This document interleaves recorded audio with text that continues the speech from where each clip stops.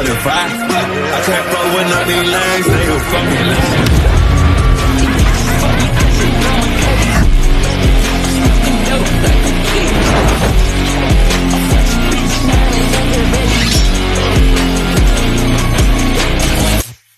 Welcome back to the Wolves Den. I am your host, Slatter. Shania boy. All right. Now, when we left off, we were talking about the Indianapolis Wolves and the Royals and how this rivalry game is arguably one of the biggest games in the city. You got two teams that play literally right down the street from each other, playing to see who's the best team in the city, right? Let's talk about the Royals and the Wolves. Let's go ahead and break down that last game real quick. Like the first game or Yes. the Yes. Okay, the first game. First of all, that's a huge rival right there. Two Indianapolis teams. The gym is like not far from each other. I think it's like literally on the same. Is West Lane and New? What's the school called again? Is it New Augusta? I think it's New Augusta. Okay. I think I heard that the schools is like down the same street, but like a little bit farther, but not too far. Like it's They right there. They probably are. That's what makes it a rival. And we're gonna play them again next week. Be there, I swear. What you say on the story? Make it fat. Okay. Make that bad boy fat. Be there. Like, I want to see your faces. Okay. Holler at me at the game too, by the way. Okay, so that was our first game ever. First W, first game ever for the Wolves. Legit. Like, it was tough. It was a tough game. We didn't know what the Royals looked like. So it was like a roll of dice type of game. Mm-hmm. Right. The beginning of the game was like, for the Wolves, it was a hot mess. Okay. It was a hot mess. And I want to say like second half, we finally got together. We realized that we wanted this game. And they just woke up. A few things happened during the game. They didn't get in a fight, but it was a little, talking. You know how it goes. Basketball, trash talk. That's what it's about. It's going to happen. It's going to happen. I kind of want to give the audience a backstory, if you can, whatever you can share. I did see that the team was with the IPWBL, for those who don't know, Independent Professional Women's Basketball League. But I'm being told you're no longer a part of that league. Can you kind of break down the process with that, or at least how you went from being with the league and what you're doing moving forward?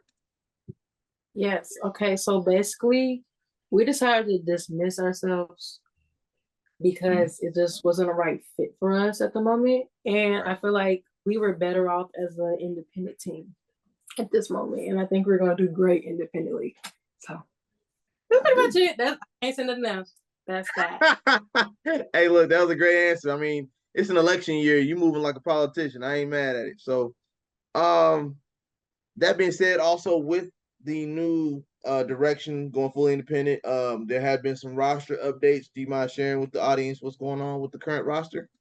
Okay, roster updates. We had a player that decided not to play with us anymore, and her name was Devonique. That's okay. With the roster updates, that also includes injury reports, so you kind of give us update on LeRae, any injuries we have within the team, the current roster players. So this is what a roster update is. It's not just players that are not playing anymore, but it's also injury report as well. I honestly don't have an update on LeRae right now. It's been a minute since I asked her about her injury, but I do know for a fact that her foot, she has that cast off the foot now, which is progress. I'm gonna bail you out on this one because me and LeRae talk at least once a week. The beauty of it is she's recovering well. She's starting to put weight on it now. Like you mentioned, the cast is off. She is starting to put weight on it. And she's basically just, trying to get stronger and stronger every week to get to a point where she can get clear to start, doing little small workouts and just, building herself back up. But again, something that you can speak on. Can you kind of give our audience how LeRae has not only taken a positive approach to the recovery process, but also has been an integral piece of the bench, helping out the team any way she can, giving us her positive energy and being an influential voice off the bench. Okay, look, I think for me as a player, she's somebody to have like that you would want to play with, no matter what, injured, She's a playmaker for sure. Yes, she's been very supportive to the girls by sitting there and telling them what to do, helping them out. You know, like if somebody do a hard foul, tell them to calm down or something, like, you know, like she's talkative and I love it. Like that's what we need. And she's there, like practices. She's there. Games, she's there as a player should be. Because there's some players out there that wouldn't even be there even if they injured. You know what I mean? But she's there. She's there. That's why I'm saying somebody I would love to play with or have as a teammate. She's incredible. I love it. All right. So, of course, back to the initial game of the Wolves versus Royals. I know Jasmine Davis had a leg injury. That I know you put her on minute restrictions. Will you be raising her minutes in this next round of rivalry game between the Royals and the Wolves, or is she going to play more minutes, less minutes? No more. She's doing wonderful so far. Okay. And she's progressing, thank God. She's progressing. Okay. And she's 100% there now. She's good. She's cool. Okay. I believe during the exhibition game against the E3 Basketball Academy, you mentioned something to me about Fantasia having a leg injury and she kind of wanted to play less minutes that game. Is that something that's lingering now or has it gotten better? Do you know? Ankle. I think her ankle got a little bit better. Okay. She came to me about the minute restriction. I didn't know. Right. I thought, I mean, I knew her ankle was hurting, but I didn't know that she wanted minute restrictions. And that's no problem. She came to me about it. And so I did that, put her on restrictions.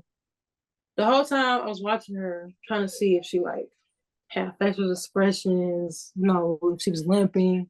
I had to take her out when I took her out. Like, I'm not going to keep you out here and you continue getting hurt. I'm not doing that because we need her. You know what I mean? I agree. Okay. All right. Well, good. That's good. I want to shine a spotlight on a few players. Since we're doing roster updates and this is introductory episode to the Wolves Den, I want the audience to know more about our team. We have a lot of talented players on this roster, and I want to give them their flowers.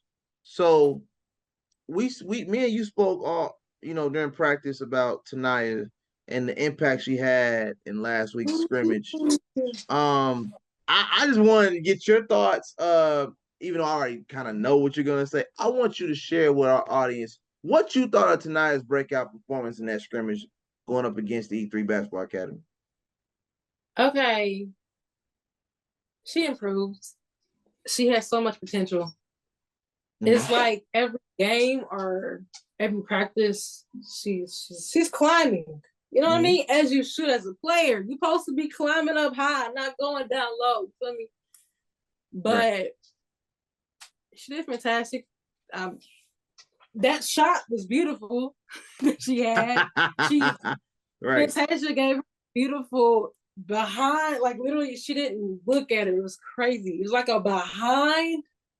Yeah, I think it was like a little behind throw. And she caught it and made a layup. Like that was gorgeous. Like it was beautiful.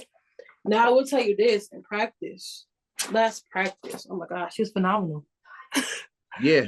I think she had like 10 points in that scrimmage. I think she had like 10 points. And that's the most I ever seen her score. She was hooping, y'all. Yeah. Tonight was doing her thing. And that's what we love to see. We want our players to climb, not fall, if that makes sense. Like, not go below. Right. I want to see players go up and up. It's called development. I agree. We're definitely working on it. But Shania did her thing, and I cannot wait to see her next Sunday.